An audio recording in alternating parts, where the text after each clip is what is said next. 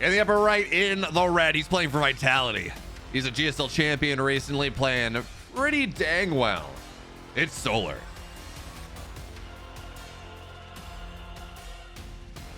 And to the bottom left, in the blue, he's for Cloud9. It's Gumiho.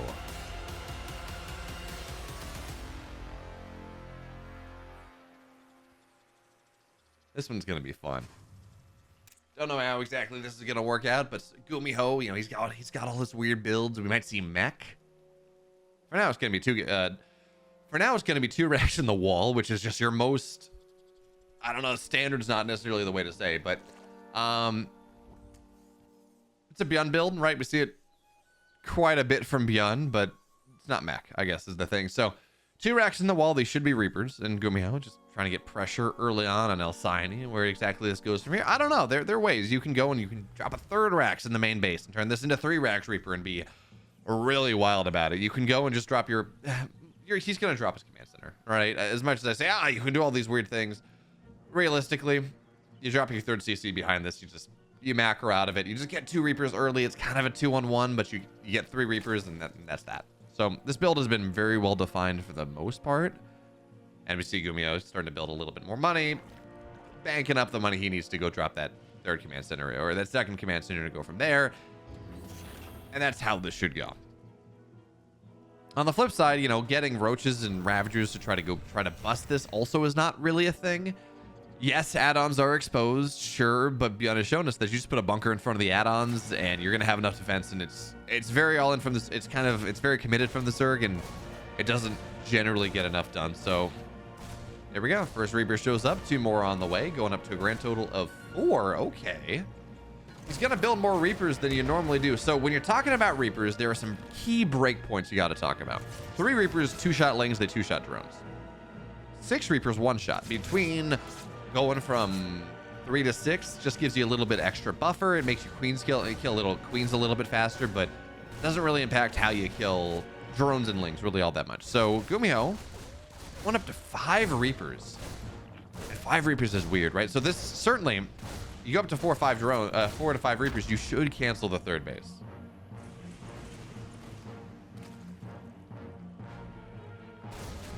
Let's see exactly what's going to happen here. Again, for now, Reapers in the main base, the 2-shot lings, it's always a little bit scary. But with Reapers on the natural, your 4 Reapers, 5th one's going to show up soon. This 3rd base, I think you cancel it. It's pretty close to completion, though, and if it completes, Queens can go transfuse. This is a dicey decision from Solar. With the 5th Reaper here showing up as well. Ling speed done in 8 seconds. Is he going to commit to this? For now, he's just going to kill all the lings. He's going to try to shred them down, so even with the ling speed done, it's not going to matter. KDA charges as well. Ling speed's done, certainly. But a lot of the lings have gone down. At the trade, though, despite this being 5 Reapers, the 3rd base stays alive.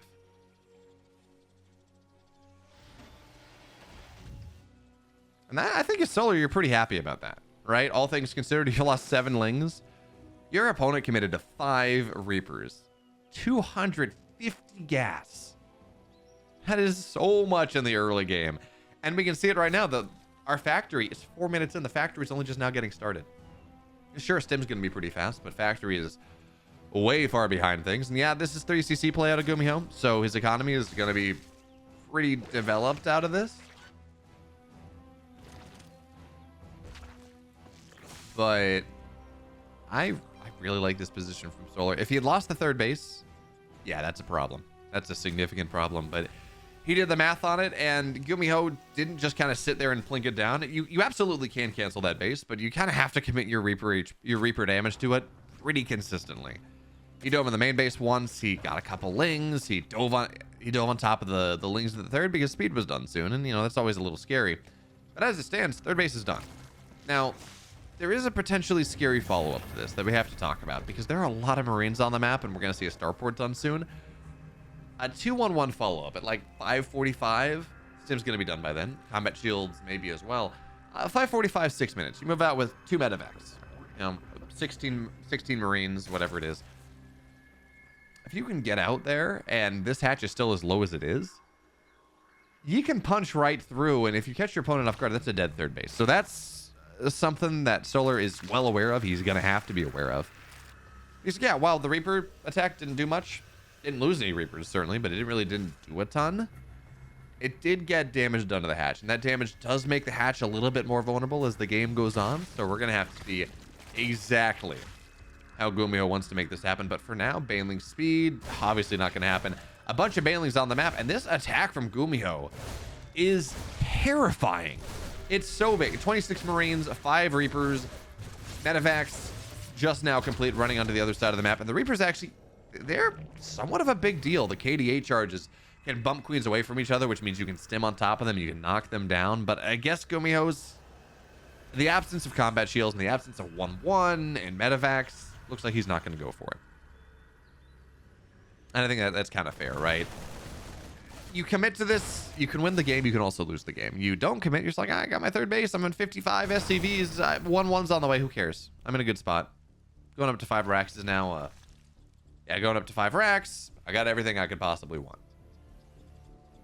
This also, of course, gives Solar a ton of time. He's got 1-1 on the way. It's going to be a little slower than the Terran players, so there is that timing. Gumiho's going to have a 1-1 timing versus 0-0. He's going to have a 2-2 timing versus 1-1, but it's not that big, and Hydras really make up for a lot of that. There was a time when, like, you're playing Lingbane Muta, right, where these upgrade breakpoints were just such a big deal. As Baneling gets bumped on forward, that was potentially pretty scary, but hey, Gumiho hot picks up. He's going to be fine. There was a time when these upgrade breakpoints, 1-1 versus 2-2, specifically 3-3 versus 2-2, when the Terran player would just win the game quite often on those timings. But because Hydra Bane's been kind of figured out, and you have these units that Hydras don't really need a lot of upgrades. They're just never, they add a lot of consistent damage over top. It doesn't really matter as much. Now, Hydra spines versus armor, you know, Hydras attack very quickly, so armor applies to them just a little bit more. But it's just this consistent damage on the top that you're not really trading these units away. It's actually pretty nice. The KDA charges work really well. One queen evaporated into the skies. It's gone. It's dead. And now Gumiho's getting ready once again. Attack through the middle. More tanks, more Marines. And there's a lair getting started here. So Solar, he wants the hive. Obviously, you want the hive. And one of the really cool things we've seen in the last couple years is, as TVZ has developed more and more, is just how good Zerg players are at getting to hive, how good at developing their economy is. Now down the ramp here, tanks are dead very quickly. Nice splits from Gumiho, but he loses that tank count that is kind of meant to bolster this attack. So Solar can't get the 5th base up. That's true. And now, what happened here? Those drones were just not mining for a while. I don't know what happened with that. Maybe there was a Liberator that I missed that got killed or something, but pretty sure a Liberator hasn't been made this game. Yeah, I don't know what was up with that one. But Solar really not mining out of anything there. Now Baneling's down the ramp. Man, I love I love that Gumiho is keeping his Reapers alive. That he's using these KD8 charges like this to make it so much harder for Solar to go down the ramp. But now a little bit further forward, his 2-2 +2 attack started, +2 armor not even getting started here, pulling a bit of a beyond. But this army that he's got, pretty good. And behind this, remember, there's a 4th base on the way.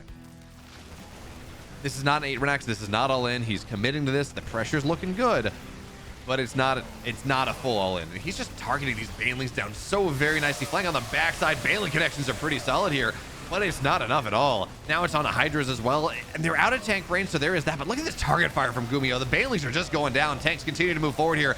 Gumiho thinks he can try to break right through. Right now, the Transfusers are doing what they can. Hydras down the ramp are going to be able to break things just for the time being. Gumiho, this push is broken, but he got so close. He almost broke Solar down. And I'm not convinced the Solar is like, yeah, great, I can go take the gold base now. I'm not convinced that this is true. There's still an army here. There's still reinforcements across the map, and that base is going to get canceled once again. I think Solar just has to go expand on the 12 o'clock position. There's too much pressure here for Gumiho right now. He's like, surely you got to have another base somewhere, right? I canceled the gold once already, so he checks right side, and there's nothing there. This is a 4-base Zerg that, yes, has Adrenal on the way. Yes, has Vipers on the way, and a Lurker Den, and all of that. Still a 4-base Zerg. Gumiho's a 4-base Terran. He's very happy with with the state of this game.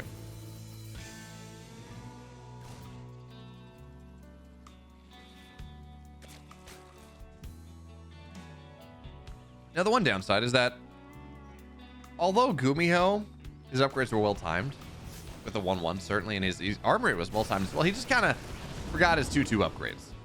+2 attack was slow. His +2 armor was even slower because I guess 1/1 popped kind of right as the attack was happening, and that is a bit unfortunate. It does give Solar this timing now. Unfortunate if you're a Gumiho fan, I guess, where it gives Solar this timing where he's got better upgrades than the Terran does, and that makes it a little harder for Gumiho to try to continue to press this advantage that he's been able to build for himself. So that is something.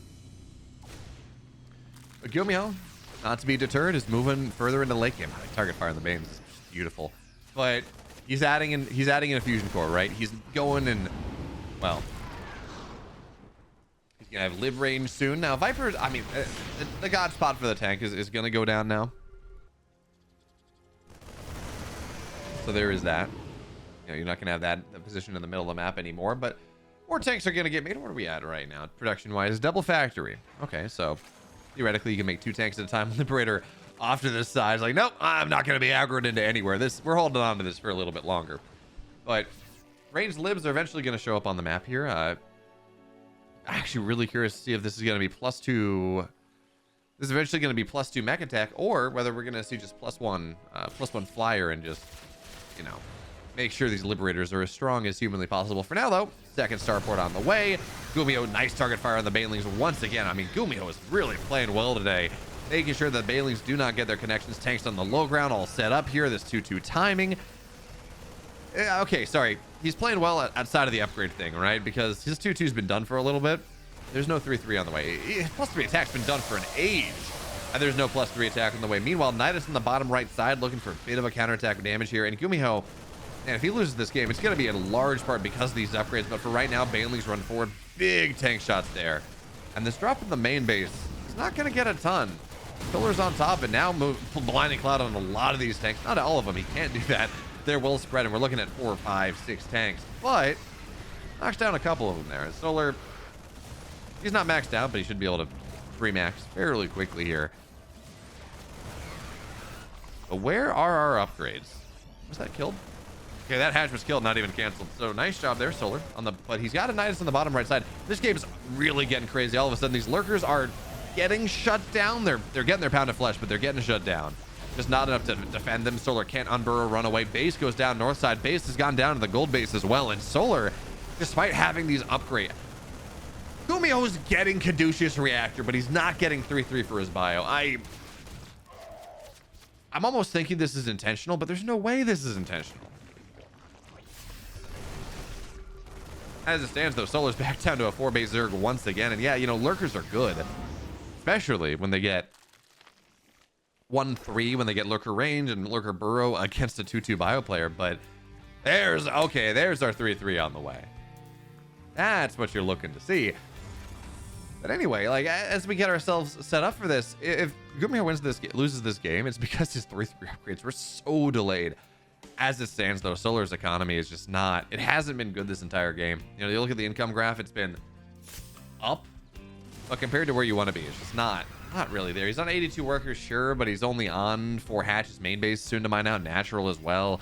He's finally trying to get this gold base re-expanding on the north side, but it just doesn't feel all that easy. And with these liberators as well, live range is done. And yeah, you can abduct 1, but not even killing. Oh, it's not even killing him. That's a lot of abducts going to go down, but now you move forward. Now you leapfrog. The Vipers are out of energy. This is a Gumiho's timing to try to run forward. And again, we're seeing that lack of upgrades really hurting him. The lurkers are getting a lot more damage to this army than they should. And that means this leapfrog attempt, while powerful, and while we saw, you know, a couple lurkers going down, this liberator tank line is really solid. Gumiho's still a bit reticent to really commit to this, right? These are adrenal gland lings. These are +3 armor for everything now. +3 attack's going to be done soon for the melee. +2 attack done for the lurkers pretty soon. So while this attack from Gumiho is really solid, we are seeing kind of the limits of the fact that he's just kind of lacking upgrades a little bit. And by the way, we're 15 minutes in, and the Ghost Academy is not done. I understand why. You know, it's been a very mid-game focused thing, but man, Gumiho very late to the Ghost here in this game, as this Nidus in the main base doesn't get anything done. Gets on top of a lurker as well, and you know, I mean, to be fair for Gumiho, who cares if he got Ghosts? As long, it's not like this is a big ultra timing, right? You're on 2-2, and you're like, oh god, this feels bad. Going lurkers like this, you can still play around the map. You can get liberators and tanks to be pretty okay. And again, this gold base has just never been allowed to get taken. Random A little bit of bio on the north side. Shouldn't kill the base, but at least put some pressure on it. Forces a reaction out of Solar. And it's 15 minutes in, and Solar's just now finally getting his 5th base. I guess consistently. It's just, this economy is so bad for Solar at this point. Down the ramp as well, around a corner is never a good position to fight into. Luckily, there are some lurkers there, and, you know, these are +3 adrenalings. They're on 2-2 Marauders. They win this fight with tremendous aplomb. So that doesn't feel good. That feels pretty horrible, actually. And Anitis is going to go down to the natural. Now Gumiho tries to stim up the ramp here, get on top of the banelings. They're all dead. Every single baneling is dead, and he's not going to get much more than that at the moment. But it does open a little bit more of an opportunity as Zilling run by finally is dealt with here. Lurker run by on the right side. It's one lurker. It's not going to get a ton done.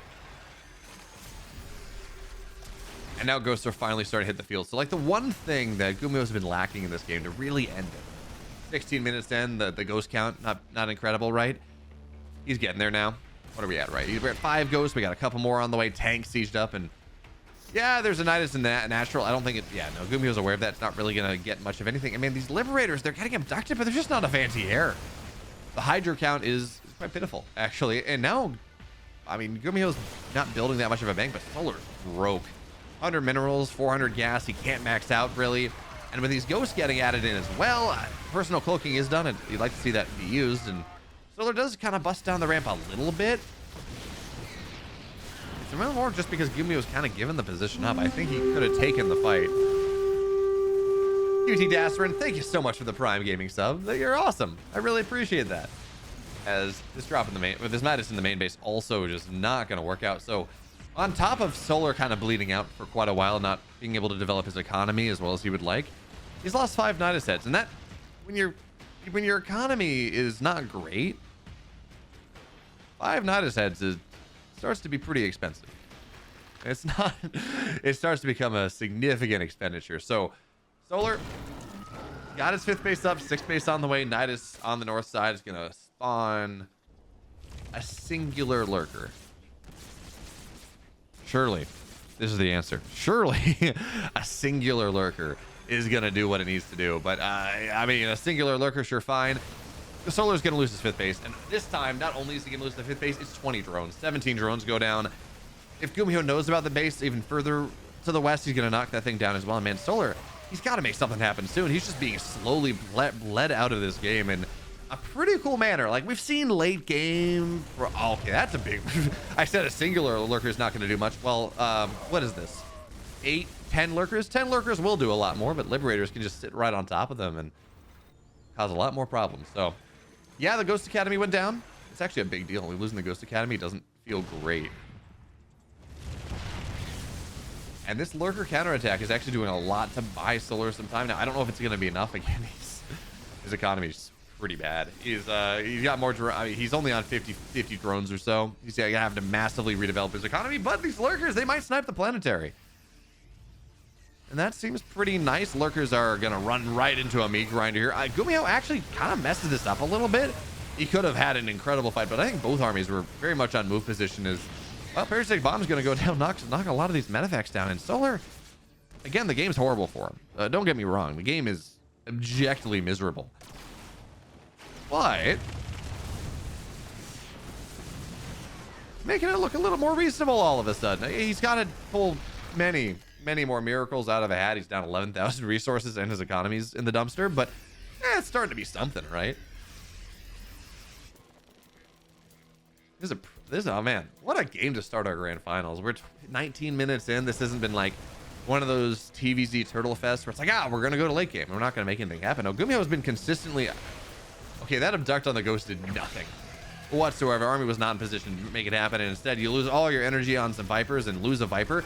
These medevacts, well, they were healthier medevacts. You could have gone and saved your Ghost with Gumiho. So instead of losing all your Ghosts, you've lost the majority of your Ghosts and a couple medevacts. Not great. Sorry, not the majority of your Ghosts. The majority of the Ghosts that were on the low ground. So Solar, this is not a good position to fight into. All the Lurkers are morphing. All the Banelings are morphing. This is Gumiho's. Yeah, this actually ends the game. There we go. Gumiho takes game 1. Man, I wonder here as we take a look at this. This is 15 hatch, 15 pool. It's a really safe opening against the different Reaper shenanigans you can go for. It just works out pretty well. It's good against a 2 Rex as well. Is this Solar leaning into this idea that Gumiho is gonna 2-rax again, like 2-rax Reaper again. Is that the plan? Or has there been, like, he's worried about a 2-rax and going up 2-0? Or is there some meta that I'm not aware of on the maps? Because I haven't seen a ton of post-youth, certainly not in TVZ. The maps are new enough, and, you know, right now I've really only had the time to go in and do Korea, especially because, you know, after waking up at 4:30, 5 in the morning to do Korea, I am not awake enough to do Americas in the evening. I wonder if there's some kind of Korean meta with weird blocks on the semi-gold. I don't think so. I think this is just because he's worried about an aggressive opener from the Terran. You know what? I'll sacrifice myself a little bit. I just don't want to go and lose anything. So for now, it's a Reaper expand, both players on location in the natural. And man, this is why I'm a little surprised we're not seeing a command center first on this map more often, because first of all, post youth is a long map. It's a tremendously long map. And coupled with the fact that it's an in-base expand and it's a semi-gold, it just makes so much sense to go and do CC first on the map. It makes so much sense. But for now, Reaper's going to show up on the other side. Almost gets a drone. It's not going to quite find it, but gets a couple lings and now has to back up. And behind this is a 2-rax. Now, Gumiho was trying to hide the second rax because this is a 2-on-1. He was trying to hide the second rax. Unfortunately for him, he had no Marines at home, right? He went straight Reaper into Reactor, and that meant the Overlord just dove in the main base and said, okay, I know what you're up to. I see that second barracks. I see that the factory is going to be behind, so this means that no Reapers are going to be a thing. This might be I was going to say this might be a TOI 2-on-1, but it's not, right? You get the third base before you get the factory in that build, if I remember right. So Gumiho, he's able to play, you know, it's just a very basic Reaper expand, a little bit more money into it because you're able to take the natural. Natural's 50% gold. But this game gets weird. This map gets weird for a couple of reasons. Now, first of all, there's a gold base on the low ground, 6 mineral patches that we sometimes see Zergs take, and that's enough to make it weird by itself. But I don't like it in this matchup. It feels really hard to hold on to against like a tank Terran, or just any sort of Terran with a tank push. Even just early bio, it's really hard to hold on to.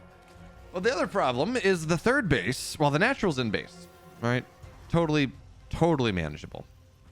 This third base is so far away from everything else that, sorry, there we go. This third base is so far ahead from everything else, or far away from everything else, that it's just really hard to hold on to. And it's super vulnerable to multi-prong, so I like Gumiho going for a bit of a 2-1-1 here, right? It means that he can try to bounce between the main base, the natural, and the third, and it's just a lot more distance than a Zerg normally has to cover for their core 3 bases. And the 4th base is also just miles away from anything, so it becomes awkward. It doesn't feel the best to try to figure out your expansion pattern for Zergs on this map, and that's the second reason why I think this is just not a good Zerg map whatsoever. I'm imagining this is Gumiho's pick. Actually, I can tell you what are our relative seeds. Let's see here. What was Gumiho's? Currently, I don't have it open. 1 second. We're gonna pull the seed up and see what exactly. EPT Korea 225 ongoing. There we go. Pull up this. Gumiho was, I guess this is Solar's map pick then, because Gumiho's 1 seed, so he should have picked map 1, I think. Okay, so Solar's map, interesting. Alcyone was Gumiho's pick, and Solar's pick was Post Youth. I really don't think this is a good map for Zerg, but anyway, Gumiho now with a 2-1-1 tries to sim up the ramp, but there are enough queens on the high ground, there are enough lings here that is going to be fine for the most part. And I guess you could say, actually, that the same reasons that make it really hard for Zerg to take extra bases also make it really hard for a Terran player to take bases. You're pretty vulnerable to ling run-bys. You don't have a nice, easy wall outside of the third base. So, yeah, maybe there's some logic to it. It's possible. Maybe these pro players know what they're about. I don't know if we go that far, though.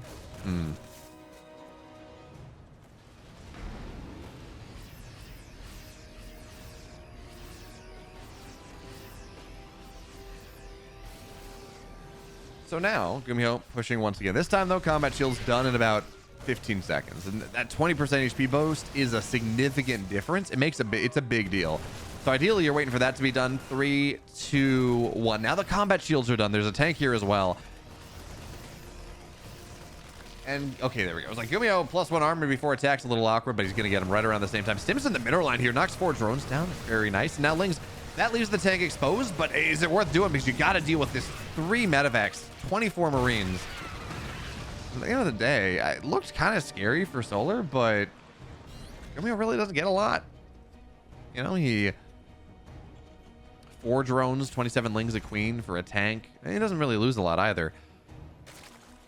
But we got to remember, when we take a look at this game, Gumiho is just now taking his third base. His third base was started much later than, say, a TY 211 or something like that.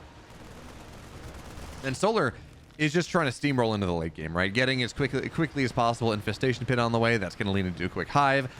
And it remains to be seen whether this is just going to be for quick ultras. That seems viable, right? This is just, we're just playing Ling Bane, and generally if you're just playing Ling Bane that's into ultras, Hydra Den would probably have been started by now. It's possible he doesn't, but theoretically the Hydra Den would have been started by now. And with Gumiho going for this 2-1, I actually really like this. You think about it. So Gumiho went for a quick 2-on-1. And by going for that, what that means is that you have, this Ling, this is going to get a lot of stuff here, but no, just barely gets back in the safe spot in time. Because you go for the 2-on-1, right? And because you commit to things that are not a ton of tech early, you get bio, certainly get stim combat shields, but your upgrades are late. You're not going to have 3-3 very quickly. You're not going to have a Ghost Academy very quickly. And what this means is that you're going to have this situation where there is 2-4 ultras probably with Adrenal on the Lings hitting maybe a 2-2 bio player. And if you can get away with that, that is just, it's untouchable. The bio player is just going to lose the game. It becomes very hard to deal with. But just because I say that doesn't mean it. Gumiho, that target fire on the Banes. Every single one of them goes down. I mean, part of it is the Baneling HP nerf is pretty obvious. As Solar is starting to swing for Gumiho in a pretty nice way. Solar doesn't kill the base. It's a cancel. Gets a bunch of Banelings. This time he just has to pick up. There's too much there, but he's starting to find some momentum, Gumiho is. Now, again, I'm scared not now for Gumiho. I'm scared like 3 minutes from now for Gumiho because the hive is just about done. 2-2 is just about done for Solar. So this bio is not going to be nearly as strong as it would otherwise be. Again, that's going to be a big upgrade lead for Solar. But the primary thing is this Ultra Cavern that's on the way. And against the bio as upgraded as it is, they're not going to have a solution to ultras. And yeah, you know, you might want to, tanks are there. Sure, fine. He's double factory. Sure, fine. No, it's not enough. Ultra is just running roughshod over everything. So Gumiho's got he's got a lot of work to do in the next 2 minutes. As we wait for the Ultra Cavern to get done, as we wait for Chitinous Plating to be done, which is when they're really valuable. He's got a lot to get done with this aggression. And for now, you know, he's sieged up in nice spots. He's delayed the gold base. He's killed off the base on the bottom side. He's well positioned to go and get damage done here again. Maybe get a couple more drones, but not much more than that. And now the Ultra Cavern's just about done. Adrenal just about done. 2-2 is done. Gumiho sitting here down upgrades, down tech, down bases, down bad. He's only on 56 SCVs as well. I mean, you talk about being all in. He's pretty all in this game. This is a significant commitment from Gumiho. Even if he's on 2 factory. First of all, this Ling run by is gonna knock a tank down. And that is really good news for Gumiho. But on top of that, I mean, he does get the third base. That's a big deal. That is the start of momentum, certainly. But ultras are on the way. Chitinous Plating is about halfway done. And Gumiho, he's gonna run into a wall. So yes, he knocks the third base down, but Solar's also pretty happy to give that up again. It's time that he's buying 2 ultras, just about done. And Gumiho, again, he needs more. He's 138, 145 army supply. He's maxed out on 2-2 bio, +1 tank attacks on the way. Drop on the right side, maybe into the main base here. And ultras are out, but again, they don't have Chitinous Plating. That's what you can deal with ultras without Chitinous Plating. Absolutely. But it's when they have Chitinous that becomes a much bigger problem. Bailey's starting to connect a little bit more forward.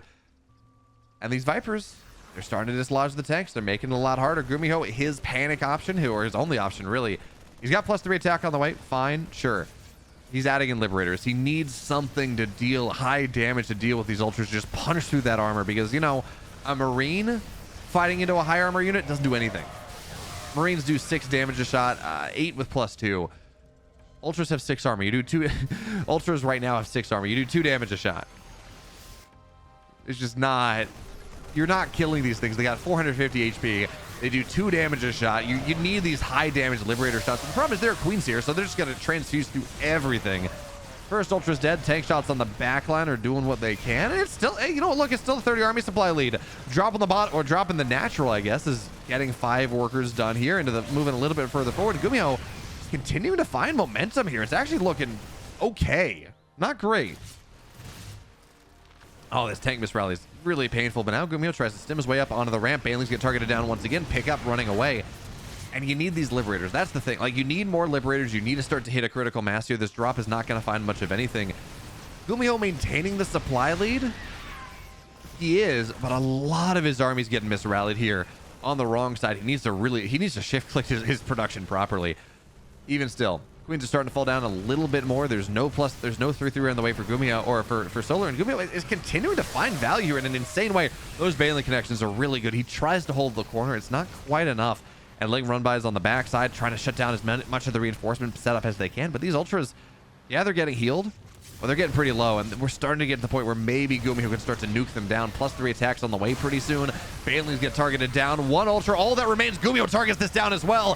Gumiho on the reinforcement line. All of a sudden, it's a 40 army supply lead.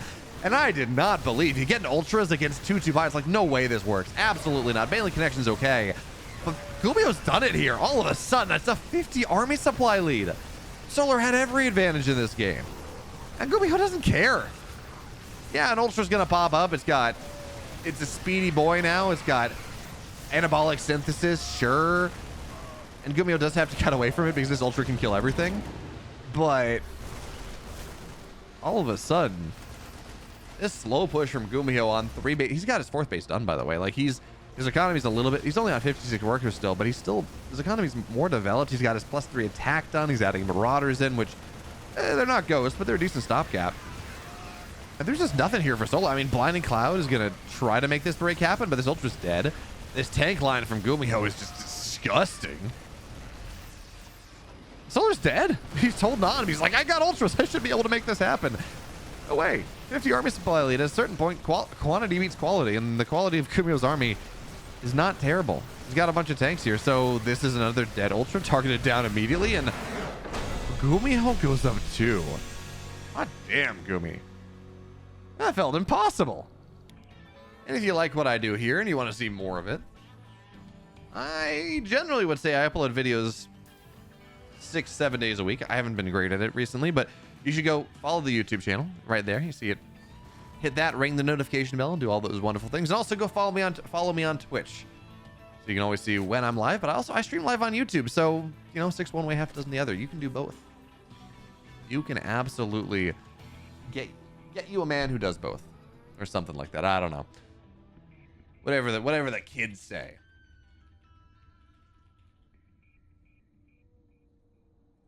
Something like that. Anyways, so we got a 2-Rax expand, or 2-Rax opener from Gumiho once again. Reaper on the way. So Gumiho did something interesting. He did something very interesting in game 1, where he committed to like 5 Reapers. And generally that would be enough to cancel the base. He doesn't quite get it, but he kills off a lot of Lings. But the cool thing as well is we didn't see him go in to sack the Reapers to, you know, maybe get a couple workers. He kept the Reapers with his army, and they were super useful in the main army fight. The KD8 charges to bounce Banelings back to allow him to get better fights was more utility than we generally see out of Reapers. So Gumiho doing a really nice job on that one. Solar's got the scout now. And by the way, Solar opened 15-15 to try to deal with the 2-Rax Reaper in game 2. Gumiho didn't go for it. So now Solar's like, I'm going 16-18-17. I'm going standard Zerg. And Gumiho hits him with the build that he doesn't want to run into. It's like, Gumiho has the read. He's got the download on Solar in this series. Like, it's really solid. Gonna get a drone? No. But he's playing high ground, low ground, and I mean, this is already 6 Lings committed. A couple more than you would generally like to go for, and it was 2 Reapers showing up, 3 Reapers on the way. third barracks on the way. Ooh, Gumi. Do you add a fourth? Is this a 2 racks into third command center into like a 4 rack stim timing? That's potentially a thing. This could also just be a 3 racks. You know, get stim combat shields, turn it into like a 3-1-1 type of ideal, but hit with the stim bio before then and just turn this into a 2 base all in. Also pretty viable as this third base is good luck on this one. Solar, you got drone on the way from somewhere. Oh, that is a sneaky drone. I love that, but queen goes down.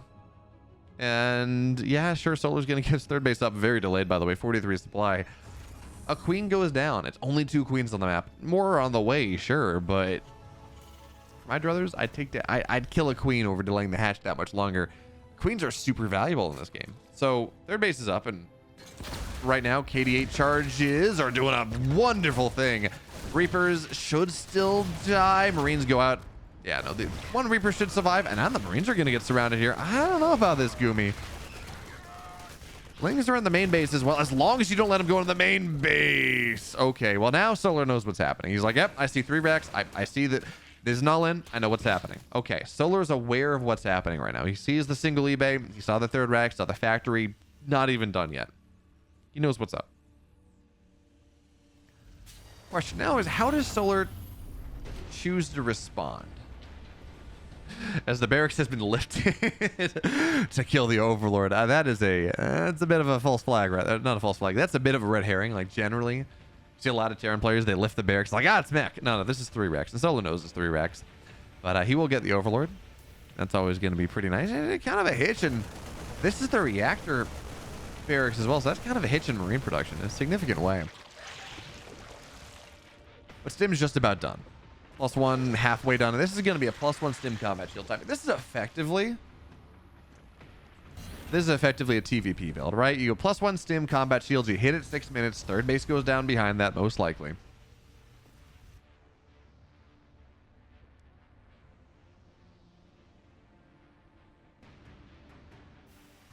And you try to kill the Zerg. Now, Solar scouted this.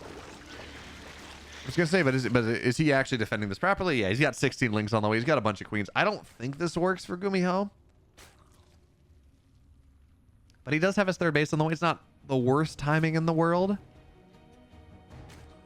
And I wonder how much Gumiho commits to this, because he knows he's been scouted, right? He knows that Solar knows what's happening, but on the flip side, it's like, you know, this is true, but do you really have an option? And like, this is not a TVP setup where you just go down and build a bigger army and it's great. You let the Zerg get away with this, and they're going to be so far ahead in upgrades. And they're going to be so far ahead in economy that you have to get something done with this. So 16 Marines, 2 medevacs, maybe a little bit more than that. Would it be 25 Marines in total? Like maybe 20 in this army, 22. We're running across the map looking for a cancel on the 4th base, but Solar is aware of what's happening, so he's just not going for the 4th base yet, playing very nice, safely, conservatively. +2 armors on the way. And, you know, actually, I guess the upgrades aren't going to be that different. He's got a 1-1 timing now, but well, he's got a +1 timing, but 1-1's going to be done roughly the same time. And you drop a 2nd eBay, you drop an armory, you're got to be roughly on time for 2-2. Not really the end of the world. But for right now, Gumiho's just being patient. He's got his armor on the way, certainly. He's got his 3rd base done now, about ready to float on over, but he just clear up creep at this point. You say, you know what, I don't want to commit onto creep. I know you've bought a lot. I know you're probably really well prepared for this. I'm just not going to give it to you. I'm not going to give you the fight. And in the context of that, I mean, Solar's only on 57 workers. Gumiho's on 46. His economy's not incredible, but he's only on 46 workers. He has slowed down the economy of Solar just by existing, and that is certainly true. And the third base has to go over and land. Now it's going to go do so. So this is by far the best opening that Solar's had in this series. It's not unplayable for Gumiho, certainly not, but it doesn't feel good. Right? By the time that Gumiho is going to have any power truly enforced, Baneling Speed's going to get done, and there's so much Ling Bane that this is a game that if Gumiho wins, he's either going to have to really tear Solar apart and drop some main base natural 3rd at the same time and like getting a lot of damage done, or this game has to go late. And I really don't see another option.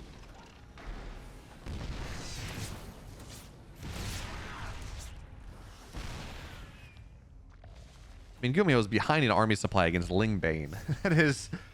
Lingbane is incredibly supply efficient, especially on creep, probably the most supply efficient setup in the game. And if you're down in supply, I mean, this just... The funny thing is this build can work incredibly well, but Solar's making it look horrible just because he scouted it.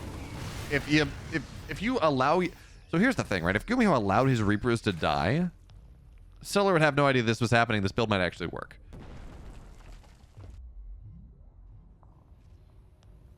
But because Gumiho tried to save his Reapers and therefore put the wall down, and Ling on no HP cut in the main base saw the third Rax, it's just not going to get much of anything.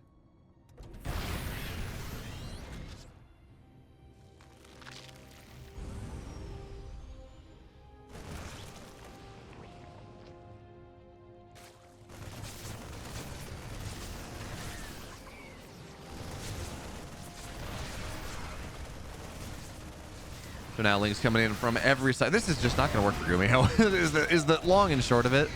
I'd love to be able to tell some story about the comeback or Gumiho's potential in this game. He needs so much right now. And yeah, it's hard for Solar to win the game. It's fair. It's pretty hard for Solar to run across the map before Hive and Vipers and things like that. But I don't see a world where Gumiho breaks the space. Maybe attack the bottom side, but Lings are already getting set up for that for the most part. Actually, I guess that's a run by. So maybe if you go kill the 5th base, you put pressure on the 4th, and then you swing around and knock the 5th base down. That's a start. But this army looks tiny. Ultra. We talked about the inevitable Ultra, right, against the 2/2 bio and how good it is. We saw, how solid it could be even in a game that Solar lost. These are going to be Ultras against 1/1 bio.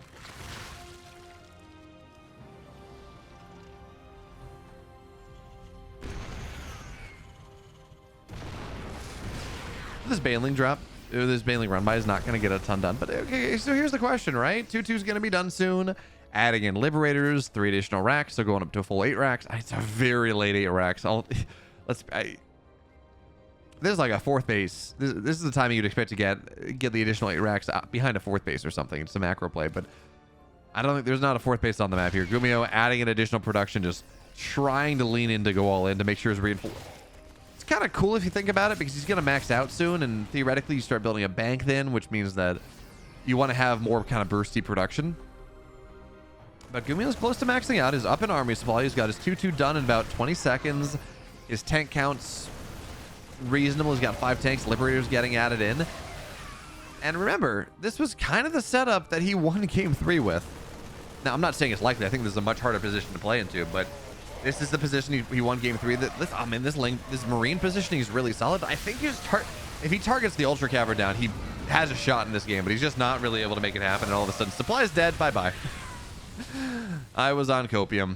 I was on a little bit of Terran Copium, but unfortunately, well, fortunately for those of us watching this series, we're going to go to game 4, I think. I don't know how much more Gumiho is going to be able to make happen here. This Ling run by is maybe not deadly, but add some Ultras on top of it. Yeah, this is a dead boy. You've heard of Theory of a Dead Man? This is Theory of a Dead Man. Gumiho is extremely dead in this game. He's been dead for the last 10 minutes. Something like that. Solar takes a game. We go to game 4. I will be right back, YouTube, if you're watching. It's going to be solid for just a second, but we're stealing Inu's observing, so you're not going to miss out on too much. I'll be right back.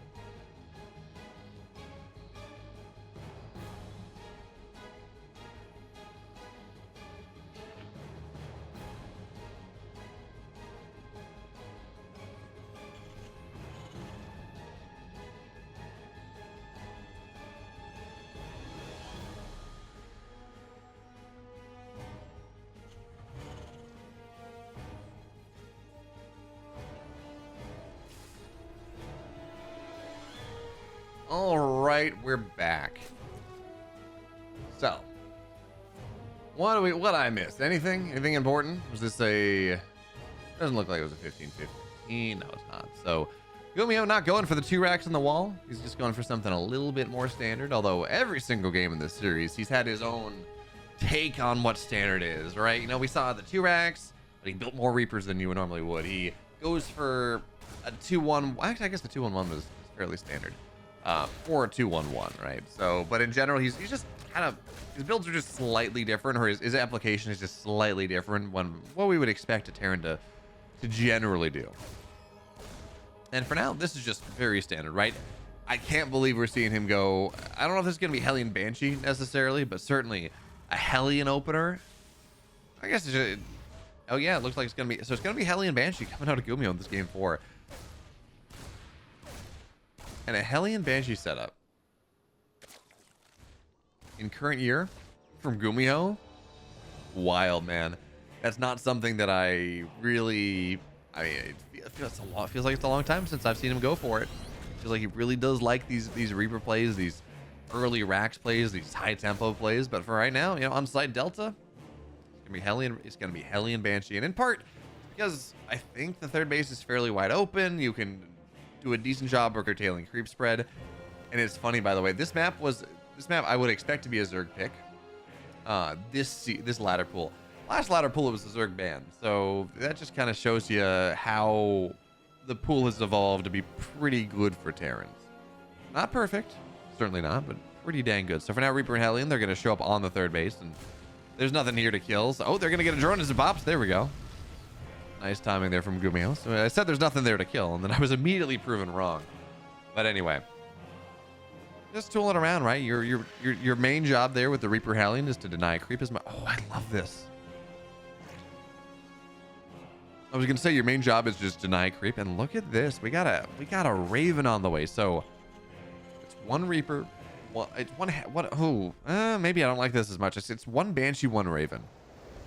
Generally, you want 2 Banshees because they one-shot workers. And if you one-shot workers, it's a lot more damage. It's a lot easier to get damage done. And so a singular Banshee, even with Cloak especially, just getting a single one feels really weird. Doesn't feel all that productive, but he's going to get a couple drones here. I have to transfuse to keep the drone alive. That's great. But these queens are vulnerable. 1 queen just goes down. There's no transfuse energy. Hellions are going to dive on top of the queens here. This is beautiful for Gumiho. He senses an opportunity. The single Banshee, excuse me, knocking 2 queens down and now holding the ramp means it's so hard for Lynx to get on top of these Hellions. This is a massive move from Gumiho. And even if drones don't go down, assassinating 2 queens, getting a couple drones like this is so big. It's so freaking big for Gumiho. At the end of the day, it's going to be like 2 drones, I guess.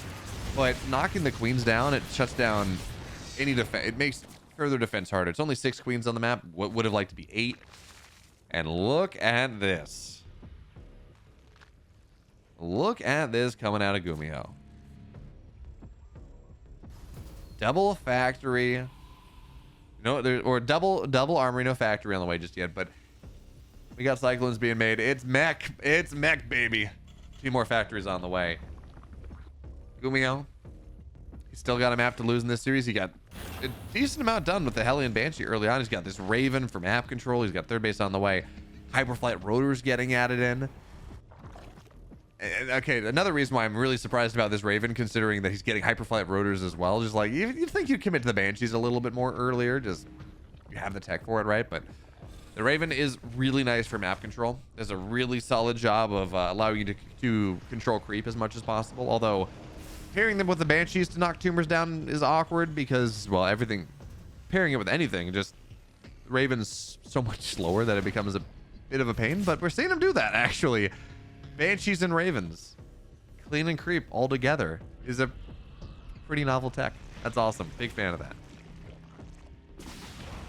And what this means is that this is a little bit easier. You're not going to clear as a bunch of creep, but it's a little easier to just dive in, dive out, play on the edge of things, get creep done, because you can play with high ground, low ground. And yeah, queens have solid anti-air, but you're still playing high ground. Low ground is hurricane engines. There we go. Not hurricane thrusters, but hurricane engines are on the way. Hyperflight rotors just about done. this is the gas build from Gumiho. Everything has just got to go fast. So the Solar, Solar knows what's up. He's got double attack upgrades and Festers on the way. He absolutely has. He's got a good idea about what's going to happen here. But just because you got a good idea doesn't mean you can stop the master of mech, all right? It doesn't mean you can stop this madman that is Gumi. Because, you know, not only does he play mech, he's one of the few players that does play mech. So other players, you know, Solar's not going to have as much practice playing against mech, certainly at the pro level, than Gumiho has playing mech at the pro level. And on top of that, well, again, it's just one of those things where it's going to be interesting to see how exactly he opts to play this game. So for now, it's a lot of creeps being denied with the Banshees, with the Hellions, or excuse me, with the Ravens, with the Hellions, and that's pretty nice. But I mean, this is a quick hive, right? It's going to be done before 9 minutes. There's a Spire on the way. Give you some options against the Hyperflight Rotors. You know, Hurricane Engines is going to be done soon, certainly, but not there just yet. And as a mech player, it does feel like you got to get damage done to the Zerg. And yeah, you know, killing 2 queens is nice, but it feels like you got to get more done. So now Hyperflight Rotors, 4 Banshees on the map. They do work. If you can catch them off, they will. I mean, obviously they one-shot drones. They can one-shot 2 drones at a time, right? That was they dive in. You get spores pretty quickly if you. Oh, I mean, look at this. The queen dead in 2 volleys. You can get spores if you want. You need some damage on it, certainly, but you can micro around it to pull him back, and you can get spores pretty quickly too. So it looks like Gumiho, he's not going to go for that though. Just denying gas, denying queens, denying drones. Any damage you get is great. You just get some energy once again, repair, do it again. But it looks like Solar's response in this game is going to be Broodlords, which I don't hate. A ton of Cyclones here. I don't hate Broods. I think even if they've been really tremendously, and I mean tremendously nerfed, Broods are really bad right now. They're not great. Against this ground, I guess you're going to have a bunch of Hellbats with Blue Flame, and Blue Flame Hellbats, especially with the nerf to the Broodlings, Blue Flame Hell is just kind of shred. So maybe I don't like that as much. I don't know. For now, though, Gumiho is just about maxed out. He's on 4 bases. He's got this big battle mech army slowly transitioning into trad mech, but it takes away a little while, right? You know, you want to get your map presence. You want to have this quick producing army first, and then you get tanks and Thors or whatever else it is you need as 4th base. 3 additional command centers getting started. Pi asks, did I catch Rainer's games today? How did they go? Unfortunately, I didn't. I know the Ducklings had Rainer's games, but at least some of them. I know Rainer lost to Nightmares. Now, the Banshees are taking a bunch of damage to the spores. This base will survive. Transfuses are really nice. Meanwhile, fighting the other side, Gumiho, I mean, it's a great anti-armor missile. And remember, Cyclones, they do real damage. It's not armor, or it's not spell damage anymore. And what that means is on 2-2, like, again, anti-armor missile matters quite a bit. But for now, the Broodlords, they just get locked. These Broodlords should just melt here. At least one of them that's getting locked on the front lines. Gumi, he knocks 1 Brood down. Building 9 Cyclones at a time. He's not. I expect to see Thors in the production tab. I thought he was going to go for that, but he's fine just building mass. Okay, there are the Thors on the way, certainly. But you just look at this kiting around. Broodlords are dead. You just got to make sure you get the lock-ons on it. And I think he's going to... Yeah, these Broodlords are falling so quickly here. Now, granted, there's more stuff on the ground. It's a lot of dead Cyclones. But... Broodlords are just not great right now. And the Lings and the Ravagers and the Roaches are doing a little bit more. Broodlords are okay against Cyclones because you can try to bait out some lock-ons maybe. But, it's funny. Look at the supply. It's like, wow, Gumiho's down 50 supply. This feels bad. I don't really hate it.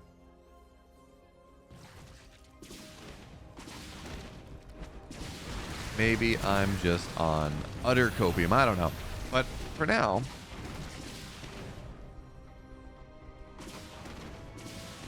the Broodlord push continues. And remember, Broodlords are a timing. They're not a late game composition. But this Banshee, oh man, there's no anti-air. This Banshee on top is doing so much here. Thor high and back payload as well is just doing a lot. So Broodlords are mostly dead. Cyclones kite away. And this is why I'm like, I don't know. I think I hate this for Gumiho. I mean, yeah, queens are going to start walking forward now, sure. but Thors are getting made, and tanks here on the low ground do a nice job of making sure there that everything the Queen walks not going to really accomplish a ton. Gumiho's got his 5 bases up. He's got his 3-3 most of the way done. I think this is solid for Gumiho, even as, you know, it was scary down about 50 supplies. He's closer to his reinforcements as well, which makes it really hard for Solar to properly break this. The other way you can say that, of course, is if you do break it, the game's over. So, you know, 6 one way, half dozen the other. But this Roach Ravager Ling Bane idea, the Broodlords didn't really accomplish a ton.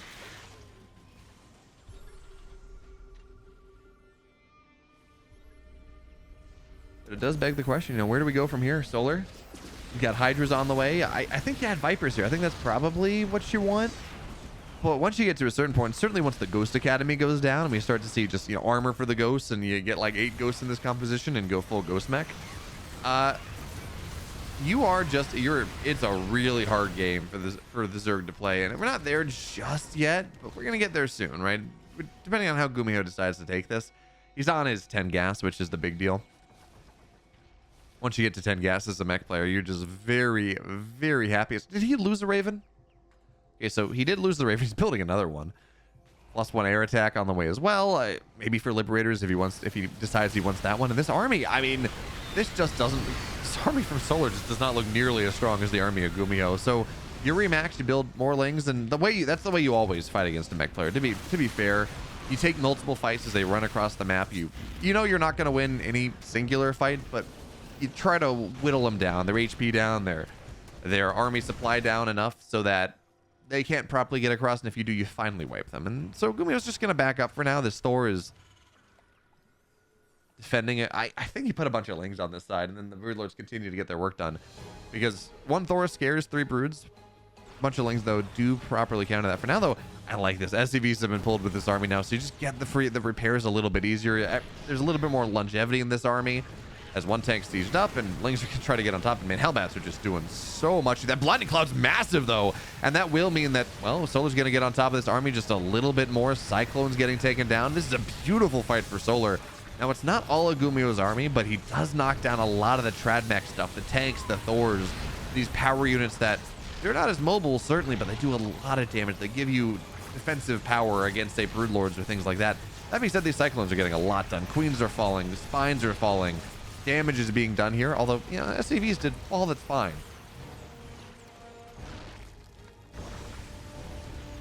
And now on the bottom right side, bottom left side as well here with this Thor. I mean, Thors do so much damage to buildings. So Cyclones they're doing a lot. Base down falls down left side. We're seeing Ravagers start to die, and it's crazy. We look at this as like, for a moment, Solar was sitting there with much better supply, but it just kind of never was where it needed to be. And now this attack moves forward once again. And another base is going to go down at this point. We don't have tanks, right? So there's no real good space. Well, yeah, there's no real good space control. And Hydras against Cyclones are a little bit better than Roaches are. So I think this base actually, this base stays alive. Cyclones, Gumiho has to just pull back. He's going to lose a Thor for it, which isn't great. But he's adding in Hellbats. He's adding in tanks. He's adding in just really solid anti-Hydra stuff. And this is kind of a cool way that you play Modern Mech, where it's all, oh god, those Hellbat shots. That's a lot of dead drones. But it's kind of cool. You play this late game mech where it's all about, I mean, it's always been about tech swaps for the Zerg, but it's kind of about the tech swaps for the Terran as well. Gumiho has so many factories and so many of his units they build a little bit quicker than they might otherwise kind of traditionally mech would, because it's all on tanks and Thors, that you're able to go and go back and forth between the different compositions, and both players are. And now Gumiho is just shredding his opponent. He's got 3-3 for the Cyclones. They're doing a ton of damage. They're not dying all that quickly. And Gumiho's only on 67 SCVs. Sure, fine, he's got mules. And more importantly, he's up an army supply against the Zerg player. Both players are really, their economy's not great. Solar's got 80 workers, but he's lost a lot of his bases. Gumiho only on 66. We're not at a point right now where players can easily remax, right? That's kind of the story of the day. So he can't easily remax. Banelings are going to get Cyclone down here, and Cyclone's off to the right side. They're going to get taken down for the most part. Really kind of an awkward position, but as this goes forward once again. Now it's tanks here as well. So the Cyclones are under the aegis of tank fire, and that means that, I mean, the Fungal's nice. Absolutely it is, but more units are going to continue to rally forward. Tanks, I mean, the Blinding Clouds are solid, but the tanks are just going to micro the way back for a little bit longer, and I don't see any Vipers. So the Broodlords are, these 3 Broods have been so annoying this game. Like, just build a Viking, right? But this army from Gumiho, it's funny, you look at this and say, you know, 53 army supply to 46. It doesn't matter. Gumiho is so in the lead in this game, and Solar cannot hold on. Gumiho, he takes the 3-1.